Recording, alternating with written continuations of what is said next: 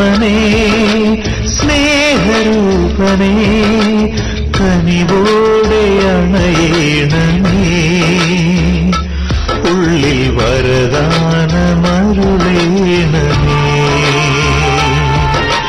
ജീവനാളമായി ലോകപാതയിൽ വരമാരി ചൊരിയേണമേ നിത്യഫലമായി നീ അണയേണമേ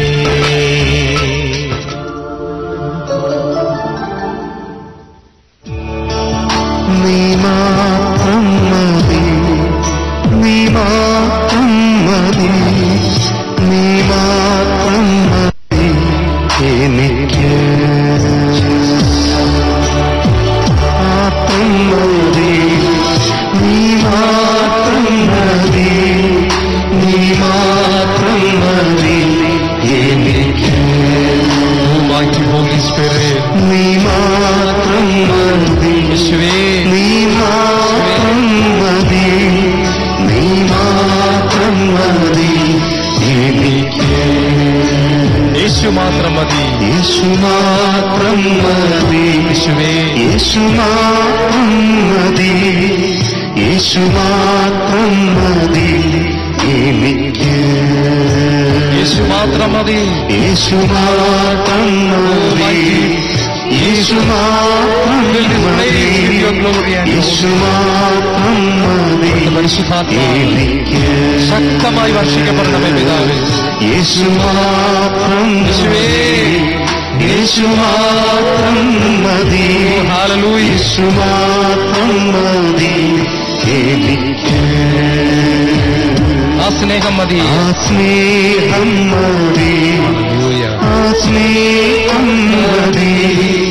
ആ സ്നേഹം മതി യേശുവേ അവിടെ നിറങ്ങി വന്നങ്ങ് വെളിപ്പെടുത്തണമേ ആ സ്നേഹം മതി പിതാവേ ആ സ്നേഹം മതി ആ സ്നേഹം മതി എനിക്ക് ആ സ്നേഹം മതി ആ സ്നേഹം എല്ലാവരിലും നിറയട്ടെ പിതാവേ ആ സ്നേഹം പിതാവേ ആ സ്നേഹം ശക്തമായ അഭിഷേകം ചെയ്യണം ആ സ്നേഹം മതി ആ സ്നേഹം പിതാവേ പരിശുദ്ധ ദൈവമേ ആ സ്നേഹം മതി എനിക്ക് ആ സ്നേഹം മതി ആ സ്നേഹം മതി ആ സ്നേഹം മതി ആ സ്നേഹം മതി എനിക്ക് വന്നവനെ ഓ ശക്തി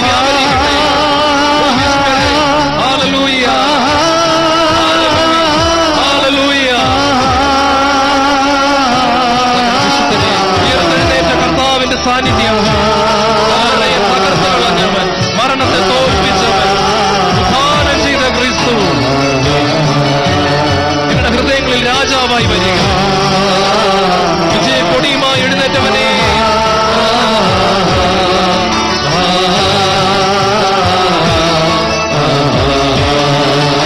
ആവർത്തിക്കാൻ പറഞ്ഞ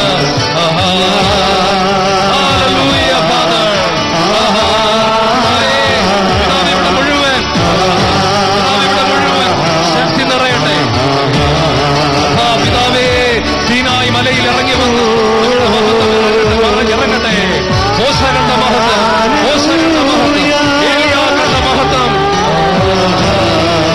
പത്രോസ് കണ്ട മഹത്വം പൗലോസ് കണ്ട മഹത്വം സഭ അറിയട്ടെ കർത്താവേ ലോകമങ്ങെ അറിയട്ടെ ദൈവമെന്ന് അറിയട്ടെ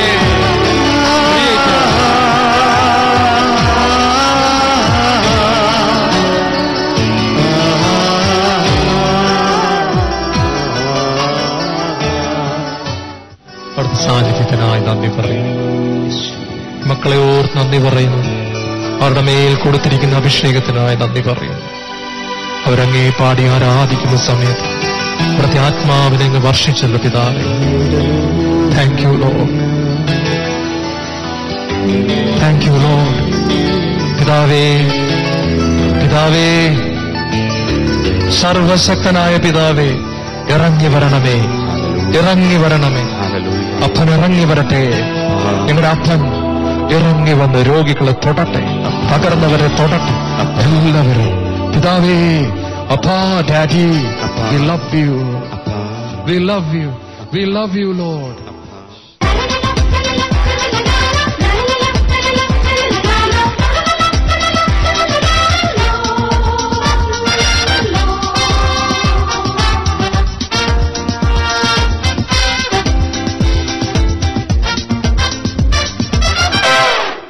നാമൊക്കെ ദൈവത്തിന്റെ വചനത്തിൽ ഒത്തിരി പ്രാവശ്യം കാണുന്ന ഒരു വാക്കാണ് ആരാധന, വർഷിപ്പ്. നാമൊക്കെ ദൈവത്തെ ആരാധിക്കുന്നവരാണ്. പലതരത്തിൽ നാം ദൈവത്തെ ആരാധിക്കുന്നുണ്ട്. വിശുദ്ധ കുർബാന എഴുന്നള്ളിച്ചു വെച്ചുള്ള ആരാധന നമ്മുടെ വീടുകളിൽ നാം ആരാധിക്കാറുണ്ട്. ദൈവവചനത്തിന്റെ ആഴങ്ങളിലേക്ക് നമ്മൾ കടക്കുമ്പോൾ എന്താണ് ആരാധന? ഞാൻ ഓർക്കുകയാണ്, സ്കൂളിലൊക്കെ ഞങ്ങൾ പഠിക്കുമ്പോൾ 100ൽ 100 മാർക്ക് വാങ്ങിക്കുന്ന, സ്കൂളിൽ ഫസ്റ്റ് റാങ്ക് വാങ്ങിക്കുന്ന കുട്ടികളുണ്ട്. മിക്ക വിഷയങ്ങൾക്കും 100ൽ 100. അവരിങ്ങനെ സൈക്കിളിൽ വരുമ്പോ തന്നെ ബാക്കി കുട്ടികളൊക്കെ പറയും, ആ വരുന്നത് 100ൽ 100 മാർക്ക് വാങ്ങിക്കുന്ന ആളാ, നല്ല പഠിക്കുന്ന ആളാ, സ്റ്റേറ്റ് റാങ്ക് കിട്ടാൻ സാധ്യതയുണ്ട്. ബാക്കി കുട്ടികൾക്കൊക്കെ ഒരു ബഹുമാനവും ഒരു ആദരവുമാണ്. വലിയ ഇടികൂടുന്ന കുട്ടികൾ പോലും ഈ 1ാം റാങ്ക് വാങ്ങിക്കുന്ന കുട്ടികളെ കാണുമ്പം വഴക്കിന് പോകത്തില്ല, മാറി നിൽക്കുകയാ, ഒരു ആദരവാ. കോളേജിലും സ്കൂളിലുമൊക്കെ ഞാൻ ഓർക്കുന്നു, നന്നായിട്ട് പാടുന്ന പെൺകുട്ടികൾ, നന്നായിട്ട് പാടുന്ന ആൺകുട്ടികൾ, അവരെ കാണുമ്പം ബാക്കിയുള്ളവർക്കൊക്കെ ഒരു ആദരവാണ്. നല്ല സ്പോർട്സ് താരങ്ങൾ, ക്രിക്കറ്റ് താരങ്ങൾ, ആരോ ആയിക്കോട്ടെ, അവരെയൊക്കെ മനുഷ്യൻ ആദരവോടെ നോക്കുന്നു. യേശുവിൽ ഏറ്റവും പ്രിയപ്പെട്ടവരെ, നമ്മൾ ആരാധിക്കുന്നത് മനുഷ്യനെയല്ല. ദ ക്രിയേറ്റർ, ഗോഡ് ഓൾമൈറ്റി, സർവശക്തനായ ദൈവം. മാലാഖമാർ പോലും ചിറകുകൾ കൊണ്ട് മുഖം മറച്ച് പരിശുദ്ധൻ, പരിശുദ്ധൻ, പരിശുദ്ധൻ എന്ന് നിരന്തരം ഉദ്ഘോഷിക്കുന്ന സർവശക്തനായ ഒരു ദൈവം. ഞാൻ ഒരിക്കൽ ഒരു പുസ്തകത്തിൽ വായിച്ച ഒരു കാര്യം നിങ്ങളുമായിട്ട് പങ്കുവയ്ക്കാൻ ആഗ്രഹിക്കുകയാണ്. 2 ശാസ്ത്രജ്ഞന്മാർ, വലിയ കണ്ടുപിടുത്തങ്ങൾ നടത്തുന്നവർ, അവർ രണ്ടുപേരും നല്ല കൂട്ടുകാരാ. ഒരാൾ പറയും ദൈവമുണ്ട്, മറ്റേയാൾ പറയും ദൈവമില്ല. ഇതെല്ലാം തന്നെത്താനെ ഉണ്ടായതാ. അയാളുടെ വാദങ്ങൾ നിരത്തിവെക്കുകയാ. മറ്റേയാൾ പറയില്ല, ദൈവമാണ് ഇതെല്ലാം സൃഷ്ടിച്ചത്. ഒരിക്കൽ ദൈവം ഉണ്ട് എന്ന് വാദിക്കുന്ന ശാസ്ത്രജ്ഞന്റെ വീട്ടിൽ രണ്ടുപേരും കൂടെ ഇരുന്ന് സംസാരിച്ചു കൊണ്ടിരിക്കുകയാണ്. ഈ സമയത്ത് ദൈവം ഉണ്ട് എന്ന് വാദിക്കുന്ന ആ ശാസ്ത്രജ്ഞന്റെ ടേബിളിൽ ഒരു ഗ്ലോബ് ഇങ്ങനെ ഇരിക്കുകയാണ്. ഫ്രണ്ടിലുള്ള ടീപ്പോയിൽ 2 ഗ്ലാസ് ചായയുണ്ട്, അതിന്റെ കൂടെ ഒരു ഗ്ലോബ് ഇങ്ങനെ ഇരിക്കുക. ഇടയ്ക്കിടയ്ക്ക് കൈകൊണ്ട് അയാൾ ഇങ്ങനെ തട്ടുമ്പോൾ അതിങ്ങനെ കറങ്ങുന്നുണ്ട് ചെറുതായിട്ട്. ദൈവമില്ല എന്ന് വാദിക്കുന്ന ശാസ്ത്രജ്ഞൻ ദൈവമുണ്ട് എന്നുള്ള കൂട്ടുകാരനോട് ചോദിച്ചു, നല്ല ഗ്ലോബ് എവിടെന്നാ ഇത് വാങ്ങിച്ചത്? ഞാനിത് എങ്ങും വാങ്ങിച്ചതല്ല, നിനക്ക് ആരെങ്കിലും ഗിഫ്റ്റ് തന്നതായിരിക്കും. ഇപ്പൊ പറഞ്ഞു, ഗിഫ്റ്റ് തന്നതുമല്ല. പറയടാ, എനിക്ക് ഒരെണ്ണം വേണം. ഏത് കടയിൽ പോയാ ഇത് നീ വാങ്ങിച്ചത്? എനിക്ക് ഒരെണ്ണം വേണം, എന്റെ ടീപ്പോയിലും വയ്ക്കാനാ, മക്കൾക്കൊക്കെ ഒത്തിരി ഇഷ്ടപ്പെടും. നീ പറ, ഇതെവിടെന്നാ നീ വാങ്ങിച്ചത്? അപ്പൊ പറഞ്ഞു, ഇത് വാങ്ങിച്ചതല്ല, ആരും ഗിഫ്റ്റ് തന്നതുമല്ല, ഇത് തന്നെത്താൻ ഉണ്ടായതാ. ഇത് തന്നെത്താൻ ഉണ്ടായ ഗ്ലോബാ. ഇപ്പൊ ദൈവം ഇല്ല എന്ന് വാദിക്കുന്നവൻ പറഞ്ഞു, ഞാൻ നിന്നോട് വളരെ സീരിയസ് ആ ചോദിച്ചത്, നീ എന്നെ കളിയാക്കുന്ന വർത്തമാനം പറയരുത്. നമ്മൾ തമ്മിൽ 1ാം ക്ലാസ് തൊട്ട് ഒരുമിച്ച് പഠിച്ചതാ. എന്നിട്ട് ഇവിടെ വെച്ച് നമ്മൾ തമ്മിൽ അടിച്ച് വഴക്കിട്ട് പിരിയാൻ നീ ഇടവരുത്തരുത്. ഞാൻ വളരെ സീരിയസ് ആയിട്ടാ ചോദിച്ചത്, നീ എന്നെ കളിയാക്കിയത് തെറ്റായിപ്പോയി. ഞാൻ നിന്നെ കളിയാക്കിയതല്ലടാ, ഇത് തന്നെത്താൻ ഉണ്ടാ. ഞാൻ എഴുന്നേറ്റ് പോകാൻ പോവുക, നമ്മളും ഇനി യാതൊരു ബന്ധവുമില്ല. ആ മറ്റേ ശാസ്ത്രജ്ഞൻ കസേരന്ന് എഴുന്നേറ്റു. ദൈവത്തിന്റെ മകൻ പറഞ്ഞു, നീ ഇവിടെ ഇരിക്കുക. നീ കഴിഞ്ഞ ആഴ്ച ഒരു ശാസ്ത്ര മാസികയിൽ എഴുതിയ ലേഖനം ഞാൻ വായിച്ചു. ഭൂമി തന്നെത്താനുണ്ടായി, സൂര്യൻ തന്നെത്താനുണ്ടായി, ആനകൾ തന്നെത്താനുണ്ടായി, മീനുകൾ തന്നെത്താനുണ്ടായി, പൂച്ച തന്നെത്താനുണ്ടായി, തെങ്ങ് തന്നെത്താനുണ്ടായി, റബ്ബർ തന്നെത്താനുണ്ടായി, സകലതും തന്നെത്താനുണ്ടായി. എന്നിട്ടതെല്ലാം കറങ്ങിക്കൊണ്ടിരിക്കുന്നു. നീ അത് എഴുതി വെച്ചു. 10,000 കണക്കിന് ജനങ്ങൾ നിന്റെ ലേഖനം വായിച്ചു. സ്കൂളുകളിലും പലതും പഠിപ്പിക്കുന്നു. അത്രയും വെട്ടിത്തരമൊന്നും ഞാൻ നിന്നോട് പറഞ്ഞില്ലല്ലോ. ഈ ഒരു ഗ്ലോബ് തന്നെത്താനുണ്ടായി എന്ന് ഞാൻ പറഞ്ഞപ്പോ നീ എന്തിനാ എന്നോട് ദേഷ്യപ്പെട്ടത്? ഗ്ലോബ് തന്നെത്താൻ ഉണ്ടായില്ല എന്ന് നിനക്കറിയാമെങ്കിൽ പിന്നെ എങ്ങനെയാടാ ബാക്കി സൂര്യനും ചന്ദ്രനുമെല്ലാം തന്നെത്താനെ ഉണ്ടായത്? ചേർന്ന് പറ ദൈവമക്കളെ ഹല്ലേലൂയാ. ഒരിക്കൽ കൂടെ പറ ഹല്ലേലൂയാ. ദൈവമില്ല എന്ന് വാദിക്കുന്ന ശാസ്ത്രജ്ഞന്റെ കണ്ണുകൾ നിറഞ്ഞ് ഒഴുകുവാൻ തുടങ്ങി. പ്രിയപ്പെട്ടവരെ, അദ്ദേഹം ആ കസേരയിൽ എഴുന്നേറ്റു. അദ്ദേഹം അവിടെ മുട്ടുകൾ മടക്കി. അദ്ദേഹം പറഞ്ഞു, എടാ, ഈ ചെറിയ ഒരു ഉദാഹരണത്തിലൂടെ, ഈ ഒരു ഗ്ലോബിലൂടെ നീ എന്റെ കണ്ണ് തുറപ്പിച്ചു. ഞാൻ ഇത്രയും നാൾ ദൈവമില്ല എന്ന് വാദിച്ചുകൊണ്ട് നടന്ന ഒരു മനുഷ്യനാ. ഞാൻ പഠിപ്പിക്കുമായിരുന്നു, ഞാൻ സെമിനാറുകൾ കണ്ടക്ട് ചെയ്യുമായിരുന്നു, ഞാൻ കുട്ടികളെ പറഞ്ഞു കൊടുക്കുമായിരുന്നു. എന്റെ വീട്ടിൽ പ്രാർത്ഥനയില്ല, ആരാധനയില്ല. ഞാൻ ചാൾസ് ഡാർവിന്റെ തിയറി വിശ്വസിച്ചിരുന്ന ഒരാളാ. നീ എന്റെ കണ്ണു തുറപ്പിച്ചു. എനിക്ക് ഈ ദൈവത്തെ അറിയണം. പറയടാ, ഇതെല്ലാം ഉണ്ടാക്കിയത് ആരാ? ദൈവത്തിന്റെ മകൻ പറഞ്ഞു, അവന്റെ പേരാണ് യേശു. യോഹന്നാൻ എഴുതിയ 1-ാം ലേഖനം 1-ാം അധ്യായത്തിൽ ഇപ്രകാരം ബൈബിൾ എടുത്തുകൊണ്ട് ഈ മകൻ പറഞ്ഞു, ആദിയിൽ വചനമുണ്ടായിരുന്നു, വചനം ദൈവത്തോടു കൂടെയായിരുന്നു, വചനം ദൈവമായിരുന്നു, സകലതും അവനിലൂടെ ഉണ്ടായി, ഒന്നും അവനെ കൂടാതെ ഉണ്ടാക്കപ്പെട്ടിട്ടില്ല. ഹല്ലേലൂയാ. പ്രിയപ്പെട്ടവരെ, നാം ആരാധിക്കുന്നത് ഇത്രയ്ക്കും വലിയവനായ ഒരു ദൈവത്തെയാ. സയൻസ് പഠിക്കുന്ന മക്കളോട് ഞാനൊരു ചോദ്യം ചോദിക്കാം. ഭൂമിയുടെ എത്ര ഇരട്ടി വലിപ്പമുണ്ട് സൂര്യന്? ഭൂമിയുടെ എത്ര ഇരട്ടി വലിപ്പമുണ്ട് സൂര്യന്? ഞാൻ സമയം കളയുന്നില്ല, ഉത്തരം ഞാൻ പറയാം. 10 ലക്ഷം ഇരട്ടി വലിപ്പമുണ്ട്. നിങ്ങൾ വിശ്വസിക്കുമോ എന്ന് എനിക്ക് അറിഞ്ഞുകൂടാ. 10 ലക്ഷം ഭൂമി ചേർത്ത് വയ്ക്കുന്ന വലിപ്പമുണ്ട് നമ്മുടെ സൂര്യന്. 10 ലക്ഷം ഭൂമി. ഭൂമി തന്നെ എത്ര വലുതാണ്?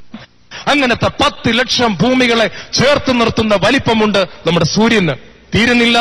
ആ സൂര്യന്റെ 50 കോടി സൂര്യന്മാരെ ഒരുമിച്ച് ചേർത്താൽ നിർത്താവുന്ന നക്ഷത്രങ്ങൾ ആകാശത്തുണ്ട്. ചേർന്ന് പറ ഹല്ലേലൂയാ. ഭൂമിയുടെ 10 ലക്ഷം ഇരട്ടി വലിപ്പം സൂര്യന്, അതിന്റെ 50 കോടി സൂര്യന്മാരെ ചേർത്ത് നിർത്തിയാൽ ഒറ്റ നക്ഷത്രമായി കോടിക്കണക്കിന് നക്ഷത്രങ്ങളെ സൃഷ്ടിച്ചുകൊണ്ട് ഞാൻ സർവശക്തിയുള്ള ദൈവമാണ് എന്ന് നമ്മളെ പഠിപ്പിക്കുവാൻ പാടുപെടുന്ന, സ്നേഹിക്കുന്ന, തന്റെ കരവിരുത് കാണിക്കുന്ന ഒരു സ്വർഗീയ പിതാവാണ് നിങ്ങൾക്കുള്ളത്. ഞാൻ എവിടെ പ്രസംഗിക്കാൻ ചെന്നാലും ശാലോമിന്റെ ഈ പടം എനിക്ക് ഒത്തിരി ഇഷ്ടമാണ്. ഈശോയുടെ മനോഹരമായ ഈ പടം.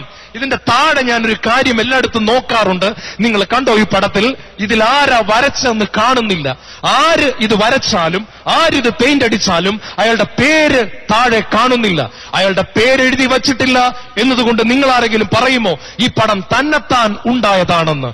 ഈ പടത്തിന്റെ മനോഹരത കണ്ടുകൊണ്ട് നിങ്ങൾ പറയും, what A wonderful painter, what A wonderful artist. നിങ്ങൾ പറയും, വളരെ മനോഹരനായ, വളരെ കഴിവുകളുള്ള ഒരു പെയിന്ററാണ് യേശുവിന്റെ പടം വരച്ചത്.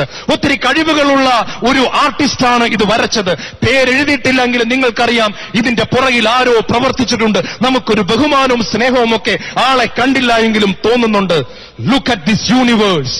ഈ പ്രപഞ്ചത്തിലേക്ക് നോക്കിക്കൊണ്ട്, കിളികളെ നോക്കിക്കൊണ്ട്, പക്ഷികളെ നോക്കിക്കൊണ്ട്, ഈ മൃഗങ്ങളെ നോക്കിക്കൊണ്ട്, രാത്രി ആകാശത്തേക്ക് നോക്കിക്കൊണ്ട് നമ്മൾ പറയണം, വരച്ചുവച്ച് സൃഷ്ടിച്ചിട്ട് എല്ലാം ഉണ്ടാക്കിയിട്ട് പേരെഴുതി വയ്ക്കാതെ മാറി നിൽക്കുന്ന ഒരു ദൈവം നമുക്കുണ്ട്. എല്ലാത്തിനെയും ഉണ്ടാക്കിയിട്ട് തന്റെ പേരെഴുതി വയ്ക്കാതെ അതിന്റെ ക്രെഡിറ്റ് ഒന്നും എടുക്കാതെ മാറി നിൽക്കുന്ന ഒരു ദൈവമുണ്ട്. ഈ ദൈവത്തെ നോക്കിക്കൊണ്ട് നമ്മൾ പറയണം, ദൈവമേ, ഞാൻ നിന്നെ ആരാധിക്കുന്നു. ഹല്ലേലൂയാ. ദൈവമേ, നിന്നെ എനിക്ക് ആരാധിക്കാതിരിക്കാൻ പറ്റുന്നില്ല. What an awesome God you R.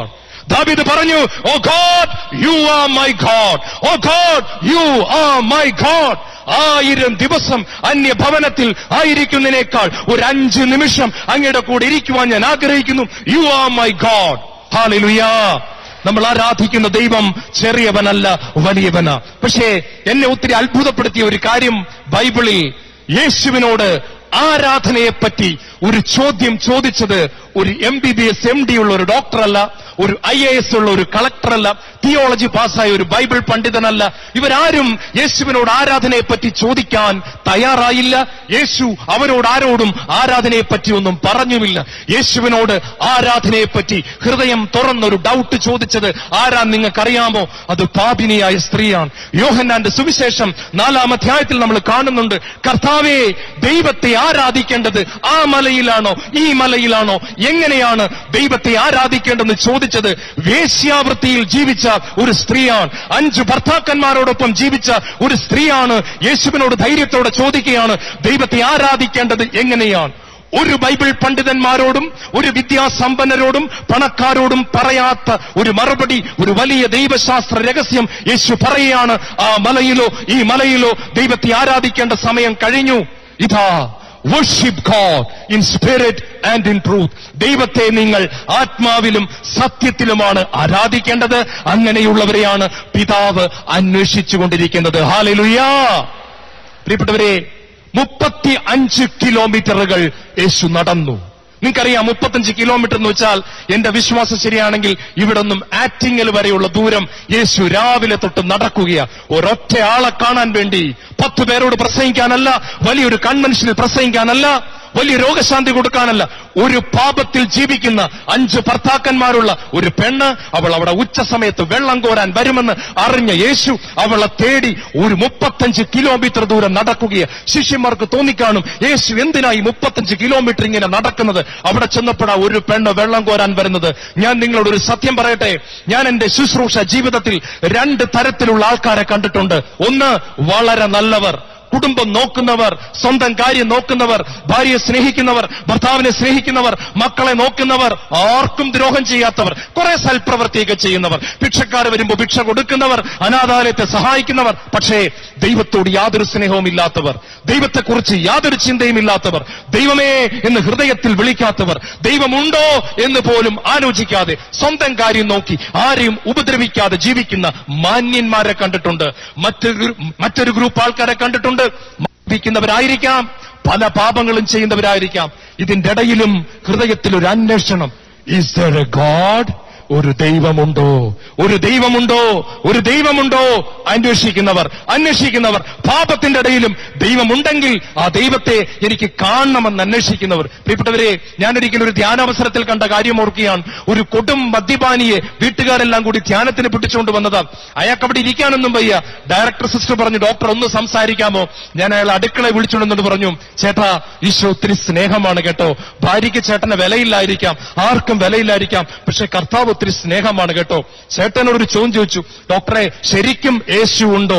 ഞാൻ പറഞ്ഞു, യേശു ഉണ്ട്, അല്ലെങ്കിൽ ഞാൻ ഒത്തിരി പൈസയൊക്കെ ഉണ്ടാക്കി നടക്കേണ്ട ആളല്ലേ, ഞാനിങ്ങനെ പ്രസംഗിച്ച് സമയം കളഞ്ഞിങ്ങനെ നടക്കുമെന്ന് ചേട്ടന് തോന്നുന്നുണ്ടോ? ശരിക്കും യേശു ഉണ്ട് കേട്ടോ. അയാൾ എന്റെ കൈക്ക് ഒരു മുറുക്കെ ഒരു പിടുത്തം പിടിച്ചു. എന്നിട്ട് ആ കണ്ണുകൾ നിറഞ്ഞൊഴുകാൻ തുടങ്ങി. എന്നിട്ട് എന്നോട് പറഞ്ഞു, ശരിക്കും ഞാൻ ഓർത്തത് യേശു ഇല്ലെന്നാണ് കേട്ടോ. ശരിക്കും ഞാൻ ഓർത്തത് ഇതൊക്കെ വെറുതെയാണെന്നാ കേട്ടോ. ശരിക്കും ഞാൻ ഓർത്തത് ഇതെല്ലാം കഴിഞ്ഞാൽ ഒന്നുമില്ലെന്ന്. ശരിക്കും ഉണ്ടോ ദൈവം? ഞാൻ പറഞ്ഞു, ഉണ്ട്. ഈ ധ്യാനത്തിൽ കർത്താവിനെ ഒന്ന് തേടാമോ? ഓരോ കുർബാന സമയത്തും ഈശോയെ നിന്നെ എനിക്ക് വേണമെന്നൊന്ന് പറയാമോ? അയാൾ പറഞ്ഞു, എങ്കിൽ ഞാൻ ഒരു അരക്കൈ നോക്കിയിട്ട് തന്നെ ബാക്കി കാര്യം. പ്രിയപ്പെട്ടവരെ, ആ ധ്യാനത്തിൽ ഞാൻ ഓർക്കുകയാണ്, ഒത്തിരി നന്നായിട്ട് ജീവിക്കുന്നവരെക്കാളുമൊക്കെ വലിയ അനുഗ്രഹങ്ങളും പ്രാപിച്ചുകൊണ്ട് ഈ പാവപ്പെട്ട മനുഷ്യൻ കടന്നു പോകുന്നത് ഞാൻ കണ്ടു. കരിസ്മാറ്റിക് നവീകരണം കേരളത്തിൽ ആഞ്ഞടിച്ചപ്പോൾ നമ്മളെയൊക്കെ അത്ഭുതപ്പെടുത്തിയ ഒരു സംഭവം ഉണ്ടായി. ഇന്നലെ വരെ അങ്ങോട്ടും ഇങ്ങോട്ടും നോക്കി നടന്നവർ, മദ്യപിച്ച് നടന്നവർ, ഭാര്യയെ തല്ലി നടന്നവർ, വഴക്കുണ്ടാക്കി നടന്നവർ, ധ്യാനത്തിന് ചെന്നപ്പോ കണ്ടു കർത്താവായ യേശു പരിശുദ്ധാത്മാവായി ഇറങ്ങി വരുന്നു. ആരാധനയിൽ ദൈവ സാന്നിധ്യം അനുഭവിച്ചപ്പോൾ ചങ്ക് പൊട്ടി നിലവിളിച്ചവർ, എല്ലാം ഉപേക്ഷിച്ചുകൊണ്ട് പുതിയ സൃഷ്ടികളായി തീർന്നവർ, ദൈവത്തെ ആരാധിക്കുന്നവർ. യേശു ഒരു കാര്യം പറഞ്ഞു, പിതാവ് നോക്കിക്കൊണ്ടിരിക്കുകയാ. God is looking at you. ദൈവത്തെ അപ്പാ എന്ന് വിളിക്കുന്നവരുണ്ടോ?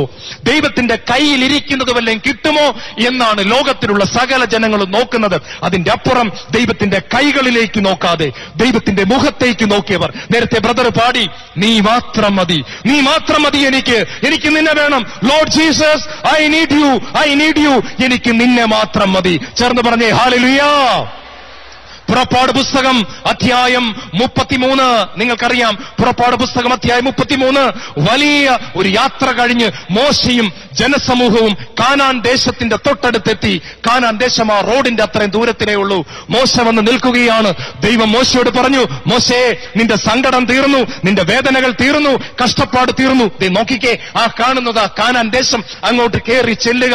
ഒരൊറ്റ കാര്യം, പാലും തേനും ഒഴുകുന്ന കാനാൻ ദേശം നീ അവകാശപ്പെടുത്തിക്കൊള്ളുക, എല്ലാം സ്വന്തമാക്കിക്കൊള്ളുക. ഒറ്റ പ്രശ്നമുള്ളൂ, ഞാൻ കൂടെ വരുന്നില്ല. പകരം ഒരു മാലാഹയെ ഞാൻ അയക്കാം. ആ മാലാഖ നിന്റെ കൂടെ വന്ന് സകല ശത്രുക്കളെയും തോപ്പിച്ചുകൊണ്ട് കടന്നു പോകും. നീ പോയത് സ്വന്തമാക്കുക. നമ്മളാണ് എന്ത് പറയും? Price the Lord. കർത്താവേ, നീ ഒത്തിരി നല്ലവൻ, നീ എന്റെ കണ്ണുനീര് തുടയ്ക്കുന്നവൻ, നീ വലിയവൻ. ഞാൻ സാക്ഷ്യവും കൂടെ പറയാം കേട്ടോ. ഞാൻ ഓടിച്ചെന്നത് സ്വന്തമാക്കട്ടെ. മക്കളെ പിടിയടാ, ഓടിച്ചെന്നത് സ്വന്തമാക്കടാ. നമ്മുടെ കഷ്ടപ്പാട് തീർന്നു. പക്ഷേ മോശ പറഞ്ഞു, അങ്ങ് വരത്തില്ലല്ലേ? കർത്താവ് പറഞ്ഞു, ഞാൻ വരത്തില്ല, മാലാഖയെ വിടാം. നമ്മളാണ് ചോദിക്കും, ഏത് മാലാഖയാ? ഗബ്രിയേലാണോ മിഖായേലാണോ? ഈശോ പറയും മിഖായേല. ഒത്തിരി സന്തോഷം, ഗബ്രിയേലും കൂടെ തന്നേക്കാം. നമ്മൾ പറഞ്ഞു ഹാപ്പി. മോശ പറഞ്ഞു, എങ്കിൽ അങ്ങ് കേട്ടോ, ഞാനിവിടെ നിന്ന് ഒരടി മുന്നോട്ട് വയ്ക്കില്ല. ഞാൻ ഈ വെയിലത്ത് നിൽക്കും, ഞാൻ ഈ ചൂട് കൊണ്ട് ഇവിടെ നിൽക്കും, ഞാൻ ഇവിടെ നിന്ന് ഒരടി മുന്നോട്ട് പോവില്ല. കർത്താവ് ചോദിച്ചു, എന്താ കാര്യം? നീ വരത്തില്ല എങ്കിൽ എനിക്ക് കാനാൻ ദേശം വേണ്ട. നീ ഇല്ലാത്തൊരനുഗ്രഹവും എനിക്ക് വേണ്ട. നിന്നെയാണ് എനിക്ക് വേണ്ടത്, നിന്നെയാണ് എനിക്ക് വേണ്ടത്. ചേർന്ന് പറ ഹല്ലേലൂയ. നീ ഈ വെയിലത്തുള്ളതിനാൽ ഞാൻ ഈ വെയിൽ കൊണ്ട് ഇവിടെ നിൽക്കും, അങ്ങില്ലാത്ത കാനാൻ ദേശത്ത് ഞാൻ വരില്ല. കർത്താവ് ഉടനെ പറയുക, എനിക്കൊത്തിരി സന്തോഷമായി, ഞാനും കൂടെ വരാം. I will come with you. ഉടനെ കർത്താവ് പറയാണ്, ഞാൻ തന്നെ നിന്നോട് കൂടെ വരികയും നിന്നെ ആശ്വസിപ്പിക്കുകയും ചെയ്യും. പ്രിയപ്പെട്ടവരെ, നമ്മൾ ബൈബിളിൽ കാണുക, മോശയുടെ മരണസമയം വരെയും ദൈവം മോശയോട് കൂടെ നടക്കുന്നു. നമ്മുടെ കണ്ണുകൾ കർത്താവിന്റെ കൈകളിൽ നിന്നും മാറി കർത്താവിന്റെ മുഖത്തേക്ക് നോക്കേണ്ട. ദൈവമേ, എനിക്ക് നിന്നെ വേണം, നിന്നെ എനിക്ക് അനുഭവിക്കണം, നിന്നെ എനിക്ക് ആരാധിക്കണം എന്ന് പറയേണ്ട സമയം ഇതാ വന്നു കഴിഞ്ഞു. ആരാധനയെ പറ്റി 2-3 കാര്യങ്ങൾ പങ്കുവയ്ക്കാൻ ആഗ്രഹിക്കുക. ശ്രദ്ധിക്കുക. ഒന്ന്, നമ്മുടെ ആരാധന രീതിയല്ല ദൈവം നോക്കുന്നത്, ആരാധിക്കുന്ന നമ്മളെയാണ് ദൈവം നോക്കുന്നത്. മറക്കരുത്, ആരാധന രീതിയല്ല ദൈവം നോക്കുന്നത്, ആരാധിക്കുന്ന നമ്മളെയാണ് ദൈവം നോക്കുന്നത്. 1 സാമുവേൽ 16:7. മനുഷ്യൻ കാണുന്നതല്ല കർത്താവ് കാണുന്നത്, മനുഷ്യൻ പുറമെയുള്ളതെല്ലാം നോക്കിക്കൊണ്ടിരിക്കുന്നു, ദൈവമാകട്ടെ ഹൃദയത്തിലേക്ക് നോക്കുന്നു. ചേർന്ന് പറ ഹല്ലേലൂയ.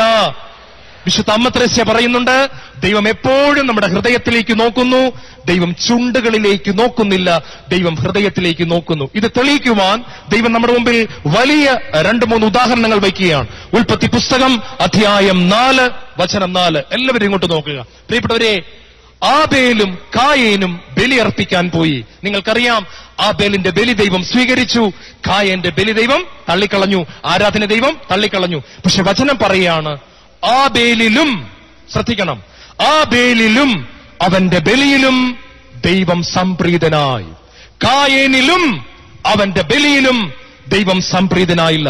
ദൈവമക്കളെ, ആബേലിന്റെ ആരാധനയെ ദൈവം സ്വീകരിക്കുന്നതിന് മുൻപ് ആബേലിൽ ദൈവം സംപ്രീതനായി. ആബേലിന്റെ ഹല്ലേലൂയ വിളികളെ ദൈവം സ്വീകരിക്കുന്നതിന് മുൻപ് തന്നെ ആബേലിൽ ദൈവം സംപ്രീതനായി. കായന്റെ ബലിയെ, ആരാധനയെ തട്ടിക്കളയുന്നതിന് മുൻപ് തന്നെ ദൈവം കായന്റെ ഹൃദയത്തിലേക്ക് നോക്കിക്കൊണ്ട് പറഞ്ഞു, നിന്നിൽ ഞാൻ സംപ്രീതനല്ല. നമ്മൾ ശ്രദ്ധിക്കണം.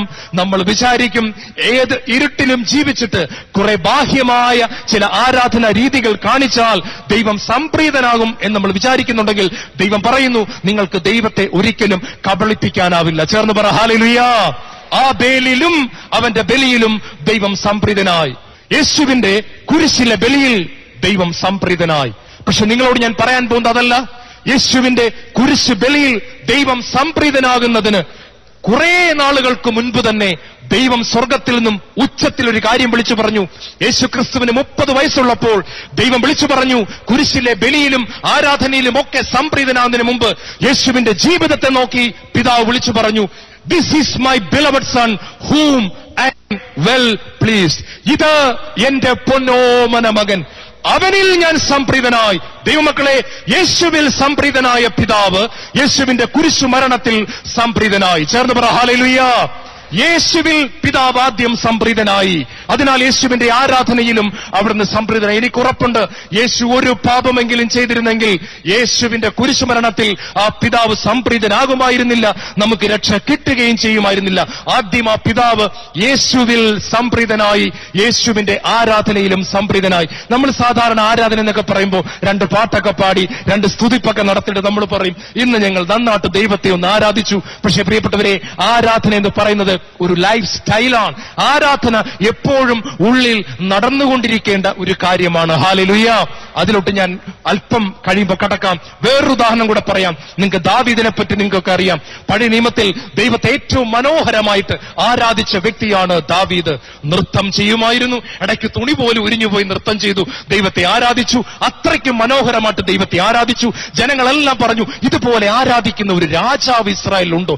എന്തൊരു ആരാധനാ വീരനാണ്, എന്തൊരു പാട്ടുകാരനാണ്. അദ്ദേഹം വയലിനെടുത്ത് വായിക്കുമ്പോൾ പിശാചുക്കൾ ഓടുന്നു. സാവൂള് പോലും അത്ഭുതപ്പെട്ടു, ഇതൊരു ആരാധനാ വീരൻ തന്നെ. കാലം കടന്നുപോയി. ദാവീദിനെ പറ്റി ദൈവം പറയുന്നുണ്ട്, എന്റെ ഹൃദയത്തിനിണങ്ങിയ മനുഷ്യൻ, എന്റെ ഹൃദയത്തിനിണങ്ങിയ മനുഷ്യൻ, a man with God's own heart. ദൈവം ദാവീദിൽ സംപ്രീതനായിരുന്നു. ദാവീദിന്റെ പാട്ടിലും ആരാധനയിലും ഡാൻസിലുമൊക്കെ സംപ്രീതനായി. കാലം കടന്നുപോയി. അങ്ങനെ ഇരിക്കെ ദാവീദ് പാപം ചെയ്തു, ദാവീദ് വ്യഭിചാരം ചെയ്തു, ദാവീദ് കൊലപാതകം ചെയ്തു, ദാവീദ് ഒരു കുടുംബത്തെ തകർത്തു കളഞ്ഞു. ദാവീദ് വളരെ വളരെ മോശമായ രീതിയിൽ പ്രവർത്തിച്ചു. നമ്മൾ ബൈബിളിൽ കാണുക, ദാവീദ് ആരാധന മുടക്കിയില്ല. ദാവീദ് ചാക്കൊടുത്തു, ദാവീദ് ചാരം പൂശി, ദാവീദ് ദൈവത്തെ ആരാധിക്കാൻ തുടങ്ങി. അന്ന് കൊട്ടാരത്തിലെ ജനമെല്ലാം പറഞ്ഞു, ഇതുപോലൊരു ആരാധന നമ്മുടെ രാജാവ് നടത്തിയിട്ടില്ല. സ്വർഗം ഇറങ്ങി വരാൻ പോകുക. എന്ത് സംഭവിക്കും നമുക്ക് നോക്കാം. നമ്മുടെ രാജാവിന് എന്തു പറ്റി? ആഹാരം കഴിക്കുന്നില്ല, വെള്ളം കുടിക്കുന്നില്ല, ചാക്കൊടുത്തിരിക്കുന്നു, ചാരം പൂശിയിരിക്കുന്നു. എന്തൊരാരാധന! പക്ഷെ സ്വർഗത്തിലെ ദൈവം പറഞ്ഞു, ദാവീദേ, നിന്റെ ആരാധനയിൽ ഞാൻ സംപ്രീതനല്ല. ദാവീദേ, യു ഹാവ് ഡിസപ്പോയിന്റഡ് മീ. ദാവീദേ, നീ എന്നെ നിരാശപ്പെടുത്തി. നിന്റെ ആട്ടും പാട്ടവും ഒക്കെ എനിക്കിഷ്ടമായിരുന്നു. നീ ഇന്നലെ വരെ എന്നെ തൃപ്തിപ്പെടുത്തി. നിന്റെ ജീവിതം എനിക്ക് പ്രീതികരമായിരുന്നു. നീ എന്റെ മുമ്പിൽ നീതിമാനായി ജീവിച്ചു, നീ വിശുദ്ധനായി ജീവിച്ചു. അതുകൊണ്ട് നിന്റെ ഹല്ലേലൂയ വിളി കേൾക്കുമ്പോൾ എനിക്ക് ഇമ്പമായിരുന്നു. നിന്റെ പാട്ടിൽ, നിന്റെ ആരാധനയിൽ എന്റെ ഹൃദയം തുടിക്കുമായിരുന്നു. ദാവീദേ, ഇന്നത്തെ നിന്റെ ആക്ഷൻ ഒന്നും എനിക്ക് എന്റെ മുമ്പിൽ ചെലവാവില്ല. നിന്റെ ഈ ചാക്കുടുപ്പും നിന്റെ ഈ ചാരം പൂശും എനിക്ക് കാണുമ്പോൾ സങ്കടം വരുന്നു. നീ എന്നെ വേദനിപ്പിച്ചു. You have grieved my Holy Spirit. നീ എന്റെ പരിശുദ്ധാത്മാവിനെ വേദനിപ്പിച്ചു. നീ ഇന്ന് എന്ത് കാണിച്ചാലും നിന്റെ ആരാധനയിൽ ഞാൻ സംപ്രീതനാവില്ല. ചേർന്ന് പറയാം ഹല്ലേലൂയ. ദാവീദ് ആരാധിച്ചുകൊണ്ട് പറഞ്ഞു, കർത്താവേ, ആ കുഞ്ഞിനെ നീ ജീവിപ്പിക്കണം. കർത്താവ് പറഞ്ഞു, നിന്റെ ആരാധന എനിക്ക് സ്വീകാര്യമല്ല. ദാവീദിലും ദാവീദിന്റെ ആരാധനയിലും ദൈവം സംപ്രീതനായില്ല. നിങ്ങൾ നോക്കുക, പള്ളിയിലേക്ക് രണ്ട് വ്യക്തികൾ കടന്നു പോകുന്നു. ഒരേ വിശുദ്ധ കുർബാനയുടെ മുമ്പിൽ ഒരുപോലെ കുമ്പിടുന്നു, ഒരേ പാട്ടുകൾ പാടുന്നു, ഒരേ പ്രാർത്ഥന ചൊല്ലുന്നു, ഒരേപോലെ എല്ലാം കാണിക്കുന്നു, ഒരേപോലെ ആമേൻ പറയുന്നു, ഒരേപോലെ പുറത്തിറങ്ങുന്നു. ഒരാൾ അഭിഷേകം പ്രാപിക്കുന്നു, ഒരാൾ വന്നതുപോലെ മടങ്ങുന്നു. ഒരാൾ ദൈവത്തെ പ്രസാദിപ്പിക്കുന്നു, ഒരാൾ വന്നതുപോലെ മടങ്ങുന്നു. എന്താ കാരണം? എന്താ കാരണം? ഒരേ ലിറ്റർജിക്കൽ പ്രാർത്ഥന വിശുദ്ധ കുർബാനയിൽ നമ്മൾ ചൊല്ലുന്നു, ഒരേപോലെ പാട്ട് പാടുന്നു, ഒരേപോലെ കൈ ഉയർത്തുന്നു, ഒരേപോലെ കൈ കൂപ്പുന്നു, ഒരുപോലെ മുട്ടുകുത്തുന്നു, ഒരുപോലെ നാക്ക് നീട്ടി വിശുദ്ധ കുർബാന സ്വീകരിക്കുന്നു. ചിലർ വന്നതുപോലെ മടങ്ങുന്നു, ചിലർ വന്നതിനേക്കാൾ പ്രകാശിതരായി മടങ്ങുന്നു. ചിലർ അഭിഷേകം പ്രാപിച്ചു മടങ്ങുന്നു, ചിലർ അനുഗ്രഹം പ്രാപിച്ചു മടങ്ങുന്നു. ഒരേ ആരാധന ദൈവം രണ്ടു വിധത്തിൽ സ്വീകരിക്കുന്നു. ചേർന്ന് പറഞ്ഞേ ഹല്ലേലൂയ. നമ്മുടെ ജീവിതത്തിൽ പ്രിയപ്പെട്ടവരെ കർത്താവ് സംസാരിക്കുകയാണ്. കർത്താവ് പറയുക, I am looking at your heart. ഇരുട്ടിന്റെ മേഖലകളെ കർത്താവിന്റെ മുമ്പിലേക്ക് കൊണ്ടുവന്നുകൊണ്ട് കർത്താവെ, ആ ഇരുട്ടിനെ മാത്രമേ നമുക്ക് പ്രാർത്ഥിക്കാം. നിങ്ങൾക്കറിയാം, ഗബ്രിയേൽ മാലാഖ മാതാവിന്റെ മുമ്പിൽ വന്നപ്പോ മാതാവ് പറഞ്ഞു, ഇതാ കർത്താവിന്റെ ദാസി, നിന്റെ ഇഷ്ടം എന്നിൽ നിറവേറട്ടെ. നമ്മൾ പറയും, മാതാവിന്റെ അടിപൊളി സമർപ്പണമാ. എന്നാ സമർപ്പണമാ! ജോസഫ് പോയെങ്കിൽ പോട്ടെ എന്നൊക്കെയല്ലേ മാതാവ് വച്ചത്. കല്ലെറിഞ്ഞ് കൊല്ലുന്നെങ്കിൽ കൊല്ലട്ടെ, അടിപൊളി സമർപ്പണം. പക്ഷെ ഞാൻ പറയട്ടെ, ദൈവം അവിടെയല്ല സംപ്രീതനായത്. ദൈവം ചെറുപ്പം തൊട്ടേ അവളെ നോക്കിക്കൊണ്ടിരുന്നു. ഇവളെങ്ങനെയാ ആൺപിള്ളാരോട് ഇടപെടുന്നത്, ഇവളെങ്ങനെയാ മറ്റുള്ളവരെ നോക്കുന്നത്, ഇവളെങ്ങനെയാ പ്രാർത്ഥിക്കുന്നത്, ഇവളെങ്ങനെയാ മാതാപിതാക്കളോട് സംസാരിക്കുന്നത്, ഇവളെങ്ങനെയാ എന്നെ സ്നേഹിക്കുന്നത്, അതെല്ലാം നോക്കിക്കൊണ്ട് ഇതാ കർത്താവിന്റെ ദാസി എന്ന വചനം മാതാവ് പറയുന്നതിന് തൊട്ടു മുമ്പ് സ്വർഗം ഒരു അഭിപ്രായം പറഞ്ഞു. അത് പറയുവാൻ ഗബ്രിയേലിനെ പറഞ്ഞു വിട്ടു. ഗബ്രിയേൽ വന്നിട്ട് പറഞ്ഞു, ഗബ്രിയേലിന് നേരെ നിൽക്കാൻ പറ്റുന്നില്ല കേട്ടോ. ഗബ്രിയേൽ അടിതൊട്ട് മുടി വരെ അങ്ങോട്ട് നോക്കി. ഗബ്രിയേലിന്റെ കൈ അറിയാതെ കൂപ്പിപ്പോയി.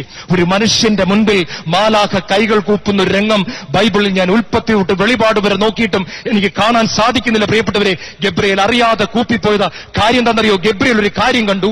താൻ ആരെയാണോ സ്വർഗത്ത് ആരാധിക്കുന്നത്, ആ ദൈവം ഇവളിൽ നിറഞ്ഞു നിൽക്കുകയാണ്. ആൻഡ് അവൻ കണ്ടതാണ് പ്രകാശം.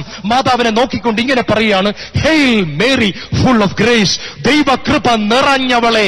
90% എന്നല്ല, 75% എന്നല്ല, 50% നിറഞ്ഞവളെ, ബാക്കി ഇരുട്ടുള്ളവളെ എന്നല്ല, 100% ദൈവത്തിന്റെ കൃപ നിറഞ്ഞവളെ, ഇരുട്ടില്ലാത്തവളെ, പ്രകാശം നിറഞ്ഞവളെ, നിനക്ക് സ്വസ്തി. പ്രിയപ്പെട്ടവരെ, ഇത് സ്വർഗത്തിന്റെ അഭിപ്രായമാണ്.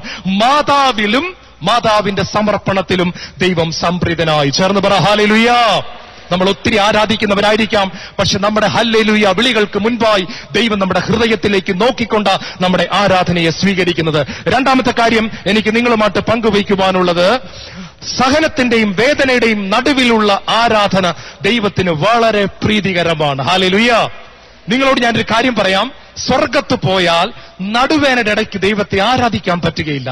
സ്വർഗത്ത് പോകുമ്പോൾ തലവേദനയുടെ ഇടയ്ക്ക് ദൈവത്തെ ആരാധിക്കാൻ പറ്റുകയില്ല. സ്വർഗത്ത് പോകുമ്പം ഹോസ്പിറ്റലിൽ കടന്നുകൊണ്ട് ദൈവത്തെ ആരാധിക്കാൻ പറ്റുകയില്ല. സ്വർഗത്ത് പോകുമ്പം ഭർത്താവ് വേദനിപ്പിച്ചിട്ട് ദൈവത്തെ ആരാധിക്കാൻ പറ്റുകയില്ല. മക്കൾ അനുസരണക്കേട് കാണിക്കുമ്പോൾ ദൈവത്തെ ആരാധിക്കാൻ പറ്റുകയില്ല. കടബാധിതരുടെയിലും ദൈവത്തെ ആരാധിക്കാൻ പറ്റുകയില്ല. അവിടെ യാതൊരു സഹനങ്ങളുമില്ല. ചേർന്ന് പറഞ്ഞേ ഹല്ലേലൂയ. നിങ്ങൾക്കറിയാം, അപ്പോസ്തലന്മാരായ പൗലോസും സീലാസും കൂടി 2 കപ്പൽ ടിക്കറ്റ് ബുക്ക് ചെയ്തു. അവർ ബുക്ക് ചെയ്ത് എവിടേക്കാണെന്നറിയാമോ? ഏഷ്യയിലേക്ക് പോകാൻ വേണ്ടി അവർ ബുക്ക് ചെയ്ത് ബാഗൊക്കെ പാക്ക് ചെയ്ത് നിർത്തിയിട്ട് പൗലോസ് സീലാസിനോട് പറഞ്ഞു, എടാ ഒന്ന് പ്രാർത്ഥിക്കാം, നമുക്കൊന്ന് പ്രാർത്ഥിച്ചിട്ട് കപ്പലിലോട്ട് പോകാം. രണ്ടുപേരും കൂടെ ഹല്ലേലൂയ ഹല്ലേലൂയ എന്ന് വിളിക്കുമ്പോൾ പൗലോസ് ഒരു ദർശനം കാണുകയാണ്. മാസിഡോണിയ എന്ന് എഴുതി കാണിക്കുന്നു. മലയാളം ബൈബിളിൽ മക്കദോനിയ. പൗലോസ് പറഞ്ഞു, സീലാസേ, കർത്താവ് വേറൊരു സ്ഥലത്തോട്ട് പോകാനാ കാണിക്കുന്നത്, നമുക്ക് അങ്ങോട്ട് പോകാം, ഏഷ്യയിലോട്ട് പോകണ്ട. ഓടി രണ്ടുപേരും കൂടെ പോയി ടിക്കറ്റ് ക്യാൻസൽ ചെയ്ത് മക്കദോനിയയിലോട്ടുള്ള കപ്പലിൽ രണ്ടുപേരും കൂടെ കയറിയിരിക്കുക. കപ്പൽ വിട്ടു. രണ്ടുപേരും കൂടെ പറയാ, അടിപൊളി ക്രൂസൈഡ് ആയിരിക്കും അവിടെ ചെല്ലുമ്പോൾ. ഒരു 10 ലക്ഷം പേരെങ്കിലും മിക്കവാറും നമ്മളെ കേൾക്കാൻ വരും. നല്ല ഒരു കൊയ്ത്തായിരിക്കും അവിടെ ചെല്ലുമ്പോൾ. വലിയ അത്ഭുതങ്ങൾ നടക്കും, വലിയ രോഗശാന്തി നടക്കും, വീൽ ചെയറിൽ ആളുകൾ എഴുന്നേക്കും, അന്ധന്മാർ കാണും, മിക്കവാറും മരിച്ചവർ ഉയർപ്പിക്കപ്പെടാൻ സാധ്യതയുണ്ട്. മക്കദോനിയ മുഴുവനും ദൈവരാജ്യമാകാൻ പോകുക. കർത്താവ് ചുമ്മയാണോ അങ്ങോട്ട് പോകണ്ടെന്ന് പറഞ്ഞിട്ട് ഇങ്ങോട്ട് പോകാൻ പറഞ്ഞത്? എന്ത് രസമായിരിക്കും അവിടെ ചെല്ലുമ്പോൾ. വലിയ അത്ഭുതമായിരിക്കും. വലിയ പ്രതീക്ഷയോടെ പൗലോസും സീലാസും അവിടെ ചെന്ന് കപ്പലിറങ്ങി. പ്രിയപ്പെട്ടവരെ, കപ്പലിറങ്ങി ആദ്യത്തെ പ്രസംഗം പ്രസംഗിപ്പിച്ചപ്പോ തന്നെ രണ്ടുപേരെയും പിടിച്ച് തൂണിലോട്ട് കെട്ടിയിട്ടു കേട്ടോ. എന്നിട്ട് ആ വസ്ത്രമെല്ലാം അങ്ങോട്ട് ഉരിഞ്ഞെടുത്തു. ചാട്ടയ്ക്കടി 1 കുറയെ 40, 39 അടി ചാട്ടയ്ക്ക്. മാംസമെല്ലാം പറഞ്ഞു തൂങ്ങി, രക്തമൊഴുകി. ഇറച്ചിക്കടയിൽ ഇറച്ചി കെട്ടി തൂക്കിയിട്ടിരിക്കുന്നത് പോലെ പുറത്തെ മാംസമെല്ലാം പറഞ്ഞു. രണ്ടുപേരെയും കൂടെ ചങ്ങലയ്ക്ക് കെട്ടി ജയിലിൽ കൊണ്ടുപോയി തള്ളി. കൈക്കും കാലിനും ആ ചങ്ങലയിട്ടു. രാത്രിയായി, ഉറങ്ങാൻ പറ്റുന്നില്ല, നിലവിളിയ. പാതിരാത്രി സമയം സീലാസ് ചോദിച്ചു, പൗലോസേ, നീ ഉറങ്ങിയോ? പൗലോസ് പറഞ്ഞു, ഇല്ല. നീ ഉറങ്ങിയോ? ഉറക്കം വരുന്നില്ല, നല്ല വേദനയാ. എനിക്ക് നല്ല വേദനയുണ്ട്. എടാ, നീ കണ്ട ദർശനം ശരിയായിരുന്നോ? നമ്മൾ ആദ്യമായി ഏഷ്യയിലോട്ട് പോകാൻ പോയതല്ലേ? നീ അല്ലടാ പറഞ്ഞത് മക്കദോനിയയിലോട്ട് പോകാൻ. ഇപ്പൊ അടി കിട്ടിയത് തന്നെ മിച്ചം. എന്നാ പറയാനാ? ആട്ടെ, നീ എന്ത് ചെയ്യാൻ പോവുക? സീലാസേ, പൗലോസ് ആ ചങ്ങല കുലുക്കി. എലി ഓടുന്നു, പാറ്റ ഓടുന്നു.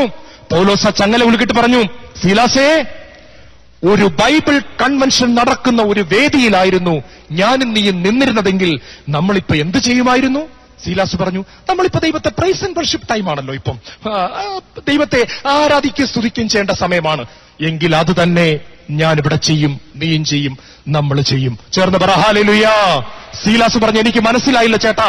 പൗലോസ് പറഞ്ഞു, മനസ്സിലാക്കി തരാം. നമ്മൾ സ്റ്റേജിൽ നിന്ന് ദൈവത്തെ ആരാധിക്കുമ്പോൾ നമുക്ക് മൈക്ക് കിട്ടും. അന്ന് മൈക്കില്ല, എന്നാലും ഞാൻ പറയാം, നല്ല ഓർഗനുണ്ട്, പാട്ടുണ്ട്. ഇവിടെ നമുക്ക് നല്ല വേദനയാണ്, പാറ്റയുണ്ട്, എലിയുണ്ട്, നാറ്റമുണ്ട്, ജയിലാണ്. പക്ഷേ ആ മുറിവിന്റെ ഇടയിൽ കിടന്നൊരയുന്ന ചങ്ങലകളെ കുലുക്കിക്കൊണ്ട് നീ ആ കൈയും കാലും ഉയർത്തി നമുക്ക് ദൈവത്തെ ആരാധിക്കാം. തടവുകാർ പെട്ടെന്നൊരു ശബ്ദം കേട്ടു. ഒരിക്കലും കേൾക്കാത്ത ഒരു ആരാധന ഗാനം നമ്മൾ കേട്ടു. അർദ്ധരാത്രിയിൽ കാരാഗൃഹത്തിൽ പൗലോസും സീലാസും പ്രാർത്ഥിച്ചു. തടവുകാർ കേൾക്കേ അവർ പാടി സ്തുതിച്ചു കർത്താവാം യേശുവിൻ നാമം. പ്രിയപ്പെട്ടവരെ, ഞാൻ ഈ പറഞ്ഞ മതി ഇതാണ്. രാത്രിയിൽ രക്തമൊഴുകുന്ന കൈകൾ കുലുക്കി, രക്തമൊഴുകുന്ന കാലുകൾ കുലുക്കി, പറഞ്ഞു തൂങ്ങിയ മാംസമാട്ടി അവർ ദൈവത്തെ ആരാധിച്ചുകൊണ്ടിരുന്നു. ഈ സമയത്ത് സ്വർഗത്തൊരു സംഭവമുണ്ടായി. ദൈവം, വലിയവനായ ദൈവം ആ സിംഹാസനത്തിലിരുന്ന് ഗബ്രിയേലിന്റെ ആരാധന കേട്ടുകൊണ്ടിരിക്കുകയാണ്. മിഖായേലിന്റെ ആരാധന കേട്ടുകൊണ്ടിരിക്കുക, മാലാഖമാരുടെ ആരാധന കേട്ടുകൊണ്ടിരിക്കുക. ദൈവം പറഞ്ഞു, മിണ്ടിപ്പോകരുത്, ഒറ്റ മാലാഖ മിണ്ടരുത്. കീപ് ക്വയറ്റ്, കീപ് ക്വയറ്റ്, ആരും മിണ്ടരുത്. അവർ ചോദിച്ചു, ഞങ്ങൾ അങ്ങയെ വേദനിപ്പിച്ചോ? ഞങ്ങൾ അങ്ങയെ വേദനിപ്പിച്ചോ? എന്തുകൊണ്ടാണ് ആരാധിക്കരുതെന്ന് പറഞ്ഞത്? ഞങ്ങൾ പാപം ചെയ്തോ? ചെയ്തെങ്കിൽ ക്ഷമിക്കണം. ദൈവം പറഞ്ഞു, പാപം ചെയ്തിട്ടല്ല. നിങ്ങൾക്കാർക്കെങ്കിലും എന്തെങ്കിലും വേദനയുണ്ടോ? തലവേദനയുണ്ടോ? സഹനമുണ്ടോ? ശരീരം എവിടെയെങ്കിലും മുറിഞ്ഞിട്ടുണ്ടോ? ഒരല്പം ബ്ലഡ് വരുന്നുണ്ടോ? നിർത്ത്. ഇതാ ഭൂമിയിലേക്ക് നോക്കൂ. ഒരു സൗരഭ്യം ഉയർന്നു വരുന്നു. എന്റെ 2 പൊന്നുമക്കൾ സഹനത്തിന്റെ ഇടയിൽ, വേദനയുടെ ഇടയിൽ അവര് എന്നെ ആരാധിക്കുന്നു. എനിക്ക് കുറച്ചു നേരത്തേക്ക് നിങ്ങളുടെ ആരാധന കേൾക്കണ്ട, എനിക്ക് എന്റെ മക്കളുടെ ആരാധനയാ വലുത്. വേദനയുടെ ഇടയിൽ എന്റെ മക്കൾ എന്നെ എല്ലാം പറഞ്ഞ് ആരാധിക്കുകയാണ്, എനിക്ക് ആ ആരാധന കേൾക്കണം. എന്നിട്ട് അപ്പൻ അറിയാതെ ഒന്ന് താളം പിടിച്ചു. അവരുടെ പാട്ട് കേട്ട് അപ്പനൊന്ന് താളം പിടിച്ചു. ആദ്യത്തെ താളമടിയിൽ തന്നെ ജയിലിന്റെ അടിത്തറ ചെലുതാട്ടുന്നു കുലുങ്ങി. 2ാമത് അപ്പൻ താളമടിച്ചു. 2ാമത്തെ താളമടിയിൽ ജയിലിന്റെ ഫൗണ്ടേഷൻ കുലുങ്ങി. 3ാമത്തെ താളമടിയിൽ ചങ്ങലകളെല്ലാം അഴിഞ്ഞു വീണു. 4ാമത്തെ താളമടിയിൽ കെട്ടിടം മുഴുവൻ നിലംപതിച്ചു. 5ാമത്തെ താളമടിയിൽ തടവുകാർ സ്വതന്ത്രരായി. എന്നെ കേട്ടുകൊണ്ടിരിക്കുന്ന ദൈവത്തിന്റെ മകനെ, ദൈവത്തിന്റെ മകളെ ഞാൻ ഉറപ്പിച്ചു പറയട്ടെ, വേദനയുടെ നടുവിൽ വേദന മറന്ന് ദൈവത്തെ ആരാധിക്കുമ്പോൾ സ്വർഗം നിശബ്ദമാവുകയാണ്. അപ്പൻ നമ്മുടെ ആരാധനയ്ക്ക് ചെവി കൊടുക്കുകയാണ്. അപ്പൻ അറിയാതെ താളമടിക്കുമ്പോൾ നമ്മുടെ ജീവിതത്തിന്റെ സഹനത്തിന്റെ അടിത്തറ കുലുങ്ങി പൈശാചിക ബന്ധനങ്ങൾ വിട്ടുപോകുന്നു. മാത്രമല്ല, നമ്മുടെ കുടുംബത്തിൽ ആരൊക്കെയോ ദൈവത്തോട് അനുസരണം കാണിക്കാതെ ബന്ധനത്തിലായിരുന്നു, അവരുടെ കെട്ടുകളെയും കൂടി ദൈവം അഴിക്കും. അന്ന് ആ തടവിൽ പൗലോസിന്റെയും സീലാസിന്റെയും കെട്ട് മാത്രമല്ല അഴിഞ്ഞത്, തടവുകാരുടെ മുഴുവൻ കെട്ടും അഴിഞ്ഞു വീണു. നാം സഹനമത്യത്തിൽ ദൈവത്തെ ആരാധിക്കുമ്പോൾ നമ്മുടെ കുടുംബത്തിൽ ഇതുവരെ മാനസാന്തരത്തിലേക്ക് വരാത്ത നമ്മുടെ മക്കൾ, അനുസരണമില്ലാതെ നടക്കുന്നവർ, അവരുടെ കെട്ടുകളെ കൂടി ദൈവം അഴിക്കും. ചേർന്ന് പറ ഹല്ലേലൂയ. എല്ലാ സൽപ്രവർത്തികളും ചെയ്യുക, നന്നായിട്ട് പ്രാർത്ഥിക്കുക, ഉപവാസം എടുക്കുക, മറക്കുക മറക്കുക മറക്കുക എല്ലാ നന്മയും ചെയ്യുക, മറന്നു കളയുക. മത്തായി 25 യേശു പറഞ്ഞു, എനിക്ക് ദാഹിച്ചു, നിങ്ങൾ എനിക്ക് കുടിക്കാൻ തന്നു, എനിക്ക് വിശന്നു, നിങ്ങൾ എനിക്ക് ഭക്ഷിക്കാൻ തന്നു. അവർ ചോദിച്ചു, എപ്പോൾ? എപ്പോൾ? അവർ ചെയ്തു, മറന്നു കളഞ്ഞു. അവർ നന്മ ചെയ്തു, മറന്നു കളഞ്ഞു. അവരതിന്റെ കണക്ക് കൂട്ടി വച്ചില്ല. ദൈവം ചോദിച്ചു, നീ എനിക്ക് ചെയ്തു? അവർ പറഞ്ഞു, എപ്പോൾ? അവർ മറന്നു കളഞ്ഞു. പ്രിയപ്പെട്ടവരെ, എല്ലാം ചെയ്യുക, എന്നിട്ട് മറഞ്ഞു കളയുക. ഒഴിഞ്ഞ കരവുമായിട്ട് ദൈവത്തിന്റെ സന്നിധിയിലേക്ക് കടന്നു വരിക. ഹെബ്രായ ലേഖനം അധ്യായം 11:4 പറയുന്നു, വിശ്വാസം മൂലം ആബേലിന്റെ ബലി ദൈവം സ്വീകരിച്ചു. എല്ലാവരും ഇങ്ങോട്ട് ശ്രദ്ധിക്കുക. ആദവും ഹവ്വയും കൊച്ചിലെ തൊട്ടേ ആബേലിനെയും കായേനെയും ചില കാര്യങ്ങൾ പഠിപ്പിച്ചു കൊടുത്തു. അവർ പറഞ്ഞു, മക്കളെ, പണ്ട് ദൈവം ഞങ്ങളുടെ കൂടെ നടന്നു കേട്ടോ. എന്നും ദൈവം ഇറങ്ങി വരുമായിരുന്നു. എന്നിട്ട് ഞങ്ങൾ പാപം ചെയ്തപ്പോഴാ പർദീസ നഷ്ടപ്പെട്ടു പോയത്. അന്ന് ഞങ്ങളൊരു മണ്ടത്തരം കാണിച്ചു. ദൈവം അന്ന് വൈകിട്ട് വന്നപ്പോ ഞാൻ ഇല കൊണ്ടുള്ള ഒരു ചുരിദാർ തയ്ച്ചിട്ടു. നിന്റെ പപ്പ ഈ ആദമുണ്ടല്ലോ, അത്തി ഇലകൾ കൊണ്ടുള്ള ഒരു പാന്റും ഷർട്ടും തയ്ച്ചിട്ടിട്ട് ഞങ്ങൾ 2 പേരും ഇലയുടെ ചുരിദാറും ഇലയുടെ പാന്റും ഇട്ടുകൊണ്ട് ദൈവത്തിന്റെ മുമ്പിൽ പോയി നിന്ന് ദൈവത്തെ ആരാധിക്കാൻ തുടങ്ങി. ദൈവം പറഞ്ഞു, ഈ വേല എന്റെ അടുത്ത് ഇറക്കരുത്. നിങ്ങളുടെ യോഗ്യതയിൽ പാപത്തെ സ്വയം മറയ്ക്കാമെന്ന് വിചാരിക്കരുത്. പാപത്തെയും കുറവുകളെയും മറച്ചു പിടിച്ചുകൊണ്ട് എന്റെ മുമ്പിൽ വരാമെന്ന് വിചാരിക്കരുത്. എന്നിട്ട് അവര് പറഞ്ഞു, മക്കളെ, ദൈവം ആ വസ്ത്രം ഉരിഞ്ഞു കളഞ്ഞു, ഇലയുടെ ഉടുപ്പ് ഉരിഞ്ഞു കളഞ്ഞു. എന്നിട്ട് ഞങ്ങളുടെ മുമ്പിൽ വെച്ച് ഒരാടിനെ ദൈവം കൊന്നു. എന്നിട്ട് ആടിന്റെ തൊലി ഉരിഞ്ഞെടുത്തു. ഞങ്ങൾ നോക്കിയപ്പോ രക്തമൊഴുകുന്ന ഒരു ആടിന്റെ തൊലി. ആ ആടിന്റെ തൊലി കൊണ്ട് ഈ പപ്പയെയും മമ്മിയെയും ദൈവം ഉടുപ്പിച്ചു. എന്നിട്ട് ദൈവം ഞങ്ങളോട് പറഞ്ഞു, മക്കളെ, ഇനി എന്റെ മുൻപിൽ വരുമ്പോൾ ഈ ഓർമ്മയിൽ വേണം വരാൻ. എന്റെ മകനെ ഞാൻ അയക്കും. അവൻ ലോകത്തിന്റെ കുഞ്ഞാടായി ഈ ലോകത്തിലേക്ക് കടന്നു വരും. അവന്റെ വസ്ത്രങ്ങൾ ഉരിഞ്ഞെടുക്കും, അവന്റെ രക്തം ചിന്തും, അവന്റെ രക്തത്തിന്റെ ഉടുപ്പും ഇട്ടുകൊണ്ട് വേണം, അവന്റെ രക്തത്താൽ കഴുകപ്പെട്ടു വേണം എന്റെ സന്നിധിയിലേക്ക് ഇനി കടന്നു വരാൻ. നിങ്ങളുടെ യോഗ്യതയിൽ നിങ്ങൾ കടന്നു വരരുത്, നിങ്ങൾ പാപികളാ. ഈ പാഠം ആദത്തെയും ഹവ്വയെയും ദൈവം പഠിപ്പിച്ചത് അവർ ആബേലിനെയും കായേനെയും കൊച്ചിലെ തൊട്ട് പഠിപ്പിച്ചു കൊടുത്തു, കാറ്റഗിസം പഠിപ്പിച്ചു കൊടുത്തു. 2 പേരും വലുതായി, ആരാധനയുടെ സമയമായി. കായേൻ വിചാരിച്ചു, ഞാൻ അത്ര വലിയ കുഴപ്പക്കാരനൊന്നുമല്ല, ഞാൻ വലിയ ദ്രോഹമൊന്നും ചെയ്തിട്ടില്ല, എനിക്ക് എന്റെ യോഗ്യതയിൽ പോകാം. വെണ്ടയ്ക്കായും മത്തങ്ങായും പച്ചക്കറിയും പടവലങ്ങയും എല്ലാം കൂടെ കെട്ടിപ്പിറക്കി കൊണ്ടിയെന്ന് അങ്ങോട്ട് വച്ചിട്ട് പറഞ്ഞു, ദൈവമേ, ഞാൻ എത്ര കഷ്ടപ്പെട്ട ഇത് വളർത്തിയെന്നറിയാവോ? വെള്ളം ഒഴിച്ചു, പ്രാണികൾ വരാതെ ഓടിച്ചു, ചാണകമിട്ടു, വളമിട്ടു, ഞാൻ ഒത്തിരി വിയർത്തൊലിച്ചതിന്റെ ഫലമായി എന്റെ പച്ചക്കറികളെ നീ സ്വീകരിക്കണമേ. ദൈവം അത് സ്വീകരിച്ചില്ല. ശ്രദ്ധിക്കുക മക്കളെ, ആബേൽ അവന്റെ ബലിയുടെ സമയമായി, അവന്റെ ആരാധനയുടെ സമയമായി. അവന്റെ അപ്പനും അമ്മയും അവനെ പഠിപ്പിച്ചത് അവൻ ഓർത്തു. മോനെ, സ്വന്തം യോഗ്യതയിൽ ദൈവത്തിന്റെ അടുത്ത് ചെല്ലരുത്. ദൈവത്തിന്റെ പൊന്നോമന പുത്രൻ വരും, അവൻ കുരിശിൽ മരിക്കും. ആ കുഞ്ഞാടിന്റെ യോഗ്യതയിൽ വേണം പോകാൻ. അവന്റെ ആട്ടിൻകൂട്ടത്തിൽ നിന്നും ഏറ്റവും നല്ല കുഞ്ഞാടിനെ തെരഞ്ഞെടുത്തു. കുറവുകളില്ലാത്ത കുഞ്ഞാട്, നല്ല വെളുത്തു കൊഴുത്തിരിക്കുന്ന കുഞ്ഞാട്, ഒരു കുറവുമില്ലാത്ത കുഞ്ഞാട്. അതിനെ അവൻ മാറോട് ചേർത്ത് പിടിച്ചു. എന്നിട്ട് അവൻ ആരാധന അർപ്പിക്കാൻ വരുമ്പോൾ അവൻ ദൈവത്തെ നോക്കിക്കൊണ്ട് പറഞ്ഞു, ദൈവമേ, ഞാൻ വരുന്നത് എന്റെ യോഗ്യതയിലല്ല, ഈ കുഞ്ഞാടിനെ നീ ഓർക്കണമേ, അങ്ങയുടെ പുത്രൻ ലോകത്തിന്റെ പാപം ചുമക്കുന്ന ദൈവത്തിന്റെ കുഞ്ഞാടിനെ ഞാൻ വിശ്വാസത്താൽ കാണുന്നു. എനിക്ക് വേണ്ടി വരാൻ പോകുന്ന കുഞ്ഞാടിനെ, ഈ കുഞ്ഞാടിന്റെ യോഗ്യതയിൽ, അങ്ങയുടെ പുത്രന്റെ യോഗ്യതയിൽ എന്റെ ആരാധന സ്വീകരിക്കണമേ. ദൈവം ഉടൻ അഗ്നി അയച്ചു. ആബേലിന്റെ ബലി ദൈവം സ്വീകരിച്ചു. പരിശുദ്ധാത്മാവ് ഹെബ്രായർ 11 പറയുകയാണ്, വിശ്വാസം മൂലം ആബേലിന്റെ ബലി ദൈവം സ്വീകരിച്ചു. യേശുവിൽ പ്രിയപ്പെട്ടവരെ, നിങ്ങൾ ഒത്തിരി നല്ലവരായിരിക്കാം, എനിക്ക് ഉറപ്പാ. വലിയ കുഴപ്പമൊന്നും ചെയ്തവരൊന്നും ആയിരിക്കത്തില്ല. പക്ഷെ നമ്മൾ കർത്താവിന്റെ അടുത്ത് ചെല്ലുമ്പോൾ ഒഴിഞ്ഞ കരങ്ങളുമായിട്ട് കടന്നു ചെല്ലണം കേട്ടോ. നിങ്ങളുടെ വീട്ടിലേക്ക് ഒരു ഭിക്ഷക്കാരൻ കടന്നു വരിക, അയാളുടെ കയ്യിൽ ഒന്നുമില്ല. നിങ്ങൾ അയാൾക്ക് ചിലപ്പോൾ 2 രൂപ 5 രൂപ കൊടുക്കും. വേറൊരു ഭിക്ഷക്കാരൻ വരിക, നിറച്ച് നോട്ട് കൈ പിടിച്ചിട്ടുണ്ട്. അമ്മ വല്ലതും തരണേ. നിങ്ങളുടെ ഉള്ളിൽ പറയും, ഇഷ്ടം പോലെ കിട്ടിയിട്ടുണ്ട്, ഇവന് എന്തെങ്കിലും ചെറുതായിട്ട് കൊടുത്തില്ലേലും കുഴപ്പമില്ല, 25 പൈസ 50 പൈസ കൊടുത്താൽ മതി. ഒന്നുമില്ലാത്ത ഒരാൾ വിറയ്ക്കുന്നു, അമ്മ എനിക്കിന്നൊന്നും കിട്ടിയിട്ടില്ല. നിങ്ങൾ പറയും, ചേട്ടൻ ചായ കുടിച്ചോ, ഇന്നാ 10 രൂപ പിടിച്ചോ, ഊണ് മേടിച്ച് കഴിച്ചോ. പ്രിയപ്പെട്ടവരെ, ദൈവത്തിന്റെ സന്നിധിയിലേക്ക് ദൈവത്തെ ആരാധിക്കാൻ ചെല്ലുമ്പോൾ ഇനിയുള്ള നിമിഷങ്ങളിൽ നാം പള്ളിയിൽ ചെന്നാലും നാം പറയണേ, എനിക്ക് അങ്ങേക്ക് തരാൻ ഒന്നുമില്ല, ഒഴിഞ്ഞ കരങ്ങളുമായി ഞാൻ വരുന്നു. ഒഴിഞ്ഞ കരങ്ങളുമായി മാതാവ് പറഞ്ഞു, വിശക്കുന്നവരെ അവൻ വിശിഷ്ട വിഭവങ്ങൾ കൊണ്ട് സംതൃപ്തരാക്കി. നമ്മുടെ നന്മയൊക്കെ അങ്ങോട്ട് മാറ്റിവെക്കാൻ കേട്ടോ. അതൊന്നും ദൈവത്തിനടുത്ത് ചെലവാക്കാനായിട്ട് കൊണ്ടുചെല്ലണ്ട. നമുക്ക് ചെറുതായി ഒന്നുമില്ലാത്തവരായിട്ട് ചെല്ലാം, എല്ലാ നന്മയും ചെയ്തിട്ട് മറന്നു കളഞ്ഞിട്ട് ചെല്ലാം. ദൈവമേ, ഞാനിതാ ഒഴിഞ്ഞ കരങ്ങളുമായി വരുന്നു. പ്രിയപ്പെട്ടവരെ, 4-മത്തതായിട്ട് നമ്മുടെ ശരീരങ്ങളെ ഒരു ബലിയായി അർപ്പിച്ചുകൊണ്ടുള്ള ആരാധന ദൈവത്തിന് പ്രീതികരമാണ്. ലേവ്യരുടെ പുസ്തകം 6-ാം അധ്യായം 9-ാം വാക്യത്തിൽ പറയുന്നു, ബലിപീഠത്തിലെ തീ ഒരിക്കലും കെട്ടുപോകരുത്. ബലിപീഠത്തിലെ തീ ഒരിക്കലും കെട്ടുപോകരുത്. ഹല്ലേലൂയ. നമ്മളെ സാധാരണ നമ്മൾ റോഡിൽ കൂടെ ഒക്കെ പോകുമ്പോൾ നമ്മൾ എങ്ങനെ നടന്നു പോകുന്നത്? നമ്മൾ അടുക്കളയിലായിരിക്കുമ്പോ ഈ സമയത്തൊക്കെയാ ദൈവം നമ്മളെ ശ്രദ്ധിക്കുന്നത് കേട്ടോ. ഹല്ലേലൂയ.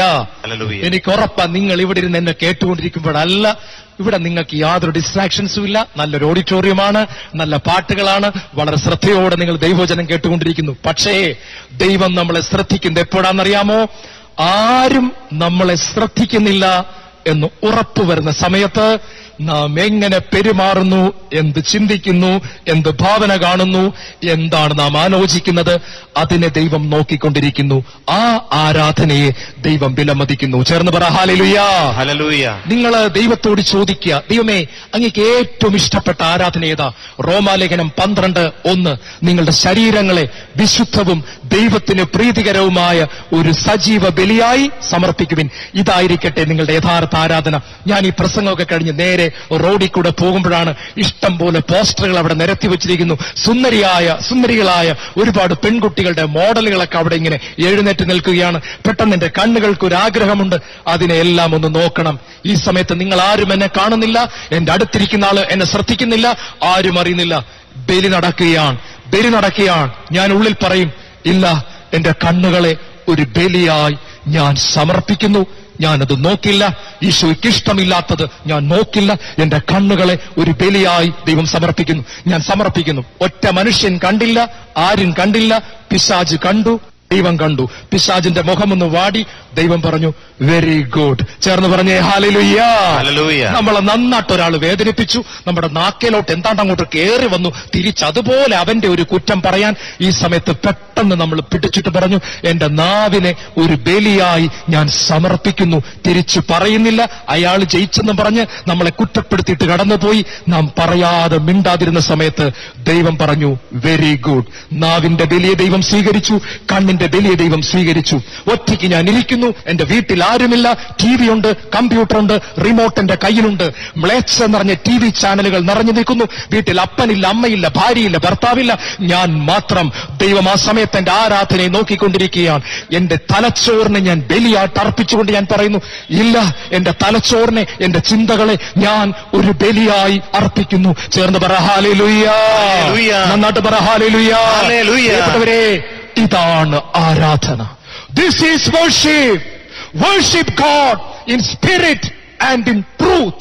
എന്ന് വെച്ചാൽ അർത്ഥം, ആത്മാവിൽ ദൈവത്തെ ആരാധിക്കുക. പുറമെ ആളുകൾ നോക്കുന്ന ആക്ഷനെ അല്ല ദൈവം നോക്കുന്നത്. ആത്മാവിലെ നമ്മുടെ സ്നേഹം, ആത്മാവിലെ നമ്മുടെ കത്തൽ, ആത്മാവിൽ ഈശോടുള്ള നമ്മുടെ എരിയുന്ന സ്നേഹം, ആത്മാവിലും സത്യത്തിലും സത്യമായവന്റെ വചനത്തെ അനുസരിച്ചുകൊണ്ട് ജീവിക്കുന്ന ഒരു ആരാധന ദൈവത്തിന് പ്രിയപ്പെട്ടതാ. ചേർന്ന് പറഞ്ഞേ ഹല്ലേലൂയ.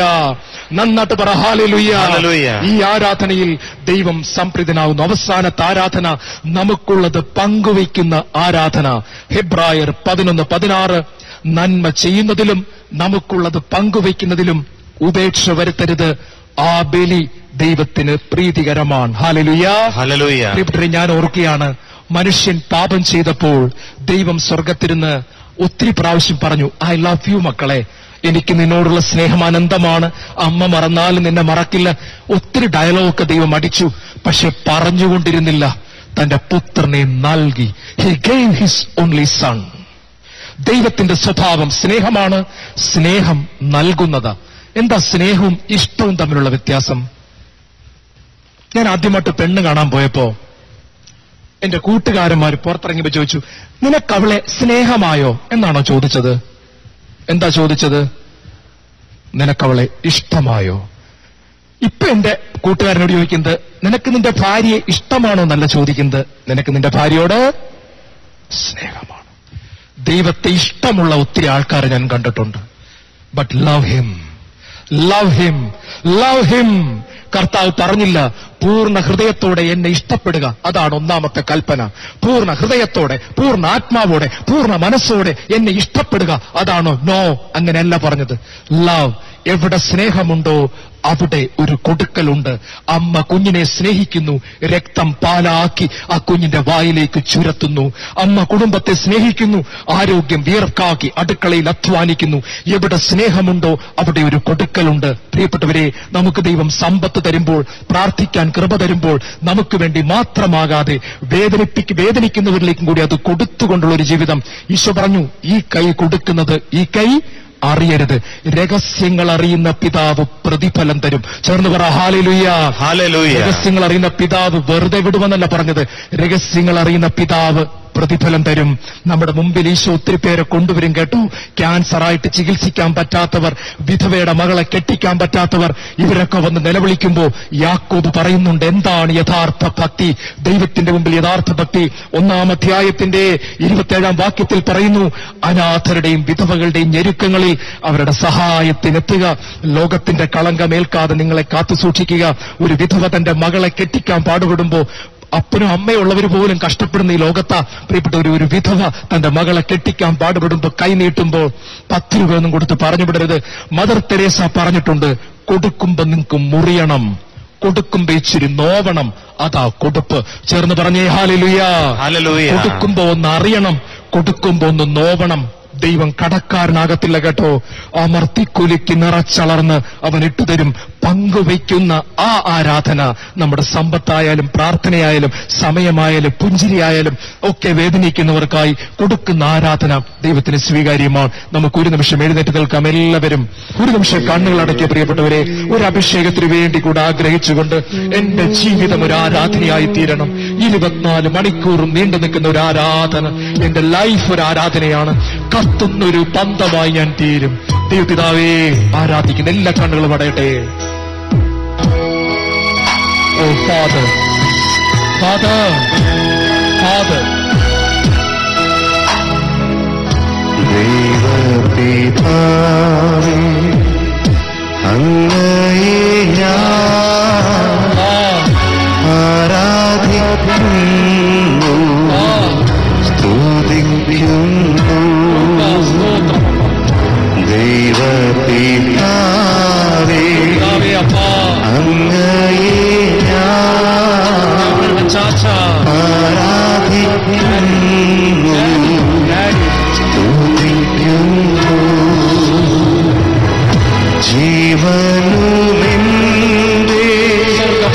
സർവസ്വവും മുൻപിലണച്ചു കുമ്പിടുന്നു. ജീവനുമെന്റെ സർവസ്വവും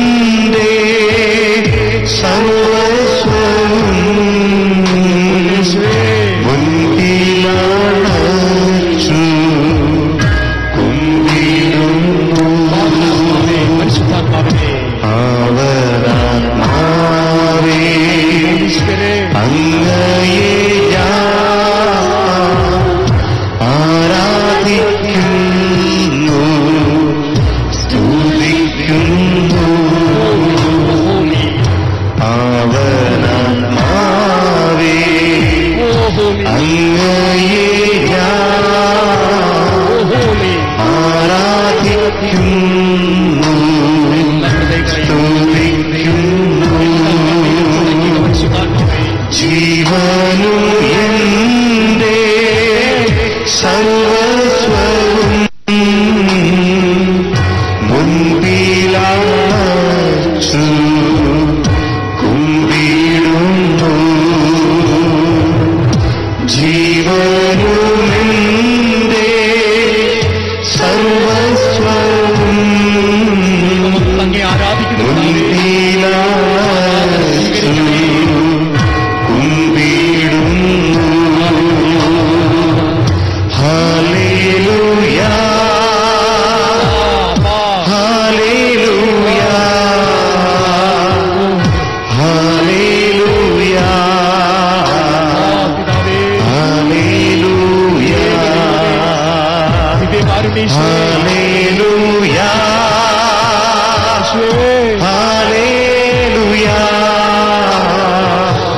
hallelujah hallelujah hallelujah hallelujah hallelujah hallelujah.